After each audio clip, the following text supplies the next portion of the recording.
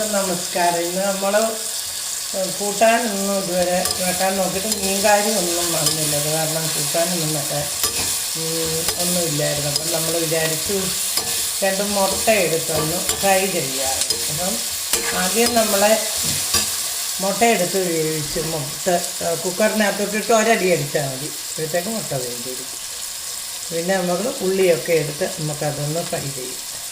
അപ്പം ഉള്ളിയൊന്ന് വഴഞ്ഞു. ഇന്നിപ്പം എലക്ഷൻ്റെ അറിഞ്ഞല്ലോ, എനിക്കൊന്ന് കോൺഗ്രസ് ജയിച്ചതിനായിരിക്കും ഇവിടെ ഭയങ്കര പടക്കമൊക്കെ പൊട്ടിക്കും.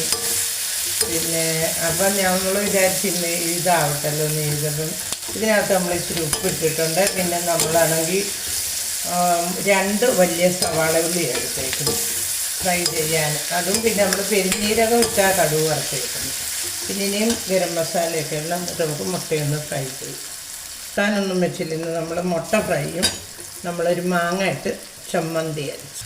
അപ്പം നമ്മുടെ ഉള്ളിയെല്ലാം ഒന്ന് മൂക്കാൻ തുടങ്ങിയിട്ടുണ്ട്. നമുക്കപ്പം ഒരു കാര്യം ചെയ്യാം, അതിനകത്ത് ഇച്ചിരി മുളക് പൊടി, മഞ്ഞൾപ്പൊടി, ഗരം മസാലയൊക്കെ ഇടാം.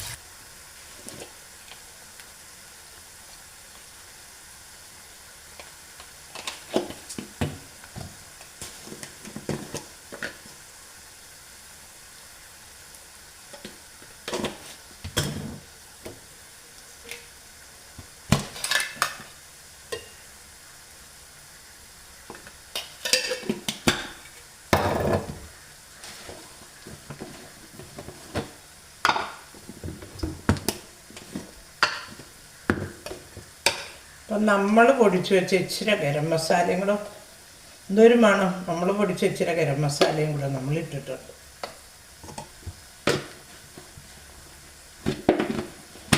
പിന്നെ നമുക്ക് വേണ്ടിയത് ഇച്ചിരി കുരുമുളക് പൊടിയും കൂടെ നമുക്കിടാം. നമ്മൾ കുരുമുളക് പൊടിയും കൂടെ ഇച്ചിരി ചതച്ച കുരുമുളക് വെച്ചിട്ടിട്ടുണ്ട്. ഇനി നമുക്കിതെല്ലാം ഒന്ന് ഫ്രൈ ചെയ്യാം.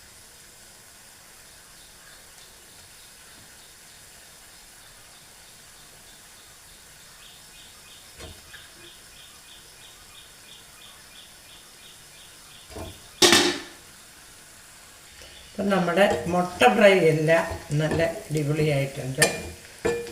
അപ്പം നമുക്കിന്ന് സമ്മന്തി മുട്ട ഫ്രൈ കൂട്ടാൻ. നമ്മൾ കൂട്ടാൻ മീൻ നോക്കിയിരുന്നിട്ട് മീനൊന്നും കിട്ടിയില്ല. അതുകൊണ്ട് ഇന്ന് ഇതാട്ടെന്ന് വിചാരിച്ചു. അപ്പം നിങ്ങളെല്ലാവരും ഇങ്ങനെ ഒന്ന് മുട്ട ഫ്രൈ ചെയ്ത് നോക്കിയേ, നല്ല അടിപൊളിയായിരിക്കും ചോറിന് കഴിക്കാൻ. അപ്പോൾ എനിക്ക് എല്ലാവരും ലൈക്കും കമൻറ്റും സബ്സ്ക്രൈബും ഒക്കെ ചെയ്യണേ. ഓക്കെ. അപ്പം അങ്ങനെ എല്ലാവരും മുട്ട ഫ്രൈ ചെയ്തെല്ലാം കണ്ടല്ലോ. ഇനി നമ്മൾ ഉച്ചയ്ക്ക് ഉണ്ണാൻ പോകും.